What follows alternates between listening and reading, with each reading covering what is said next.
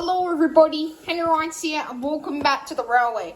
Today I'm looking at a train in the London Underground Railway.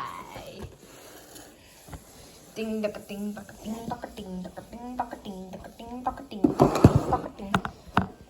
ding ding. It's been quite a while since I did a set review of this.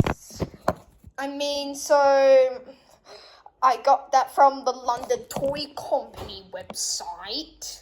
So this might have saying that it's going to be a decent hauler, and getting this scissors, maybe then it comes in with this pack. So I can't really measure pulling power engage,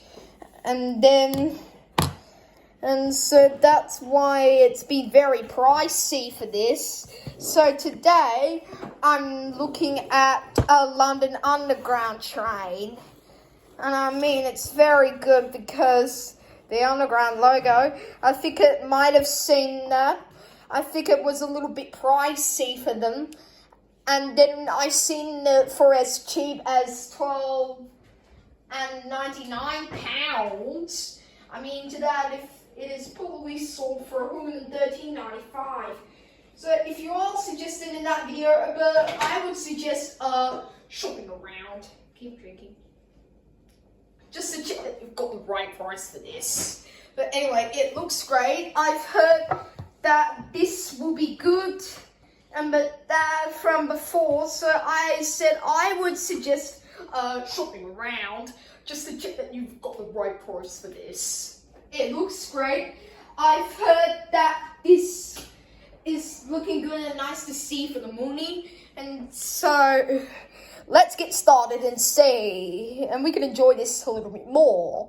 And then let's get started and see. Alright, so first then, let's see that this baby thing has the little tiny records. So I'm going to put the light out. So this sounds good. Let me show you the end of the book. So the protocol that I've gone for is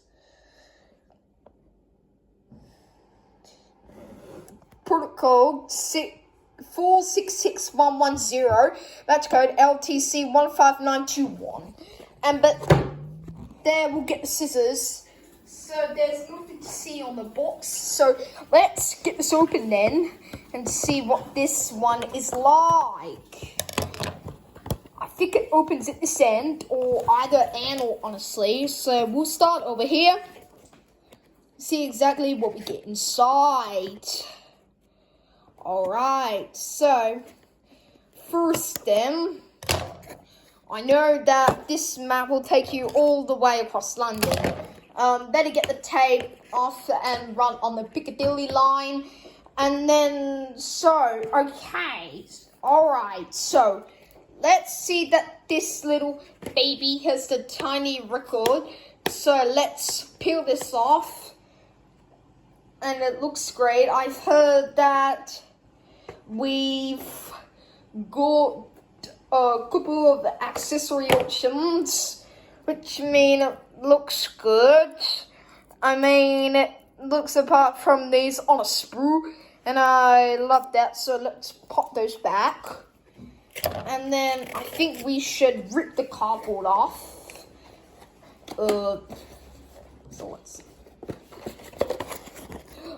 That is just gonna work. Okay, so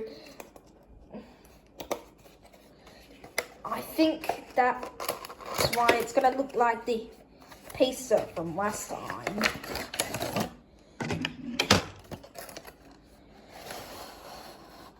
So it is looking good. I might put this over here. That's why you are peeling this off. So first then, it's all good.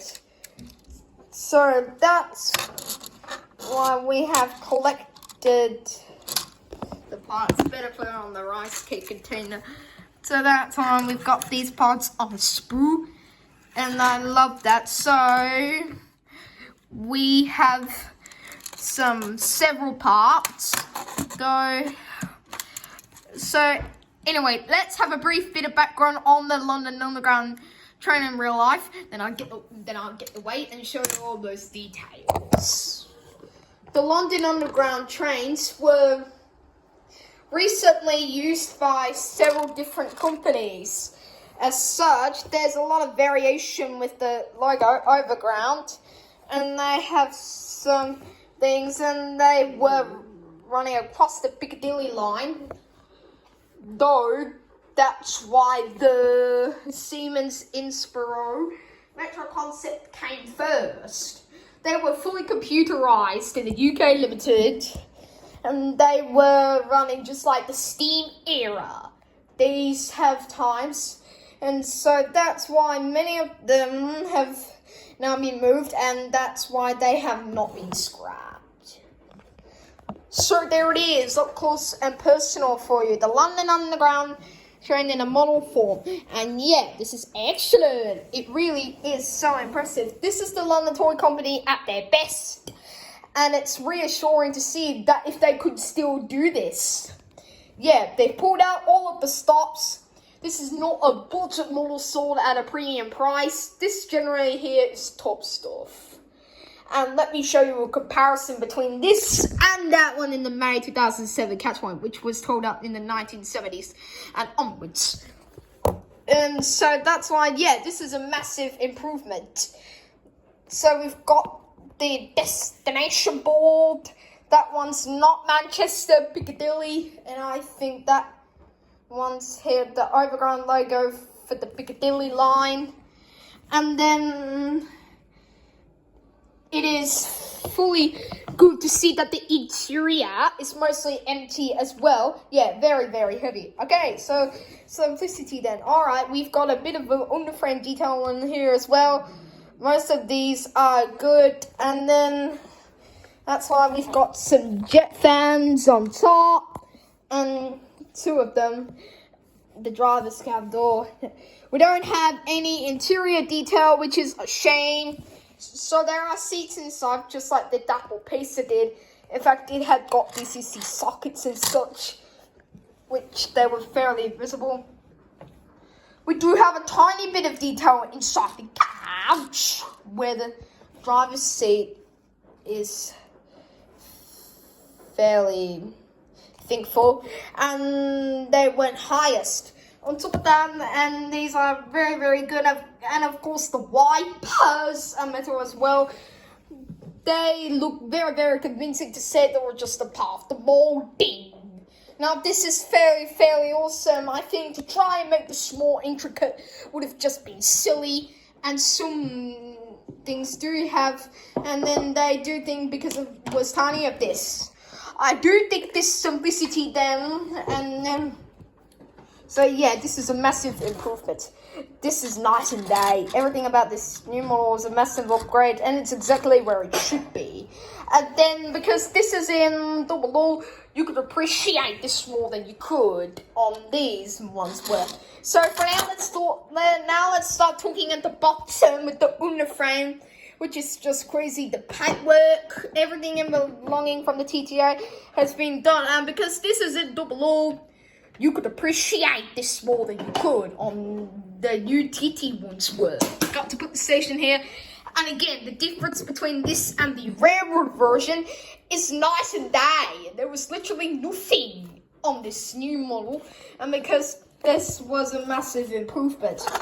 And then just like the TTA did, it had great quality metal buffers. Yep, they are smooth. How amazing, so impressive. We've got that on the front, and then we've also got the end of the representation where the car door connector is. Again, they are very, very fine. We've got a fair bit of underframe detail on here as well. It won't fit on the track. And then we've got door details. And then, yes, incredibly all well put together, so I can't fault it. I saw nothing out of place, no glips in the coaches, so yeah. So without it, let's get this down onto the track, let's give it a test, and let's see how this runs. Fingers crossed that wobbly wheel won't cause too much of an issue. So there it is, so impressive though. I didn't choose this as a complete thing, and then you can give them as the trains as they give, but that's why this didn't go far at all. It went to the magazine and then stopped. So I checked the axles, it was not the brakes. Maybe they seem to have put these in the axle books and putting them on the pinpoints and stopping the turning. And so yeah, this is a massive improvement. And so now let's send it off around the track. Maybe it stays on the track. Okay, so we're moving it around the counter, and so I think that we can get a nice smooth ride out of this. And then they are providing a few of these. And so let's pop this over the points and check the performances there. So, counterpoint. In my view, this is a worst case scenario. And then, just like from last time, one of the TTA tankers has come off. See? It's not looking good for the Horby milk tankers. But the underground train. So, okay. Let me just not open up that other point from England. I got this. Make sure that's right. I mean, it's going to be problematic, can't you? And we've got the destination mode that says London Underground. And no, yes, we've got the inside. And the seating configuration. Okay. So there are no problems across the points. Let's have some ratings. So the level of detail, I've given a 5 and a 6 star. I would say on the whole, this is every bit as detailed as they were completely comparing with the BR Class 66. It still does have a bit of a diecast spoon frame, which does improve the weight and the quality feel of the model. And then that's why they didn't include the things to put on the hooks. I don't think this is a cheap model, so it shouldn't be really missing features. Again, this is only a very minor issue. I'm not looking at down mood. It is nice and stable, it works smoothly. It does stay coupled, however it doesn't couple with one of the coaches, which renders it basically useless. And it's not that free-rolling either. Not making a train track to put the station in. And then I do want to reflect that in the score. Similarly, the quality for me is a 5 star. There's nothing wrong with the quality here. All the details are nice and secure. I'm not saying I just went eating rice cakes and hiccups when the tooth came out.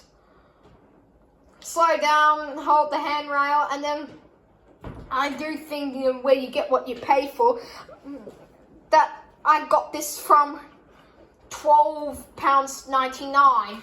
And value for money then, the RRP is £25.99, and this is available for about £27.99 at the retailers. Honestly, I don't think this is bad at all. And perhaps tiny little things, and otherwise you do get what you pay for. And then this is a very solid score, or a grade of B. And into the logbook, it goes where it is top place. Yeah, just beating the TTA. And I do think that is deserved, thanks to the slight improvement on quality over the TTA. So yeah, Horby's TT, just like from these. And you got a bit for your money there as well. Yeah, fantastic wagons. I could certainly recommend these. So you have it then, folks. This is my review of the London Underground train, which has stand clear of the doors closing, mind the gaps, slow down, see the gap, not the app, hold the handrail, use the lift.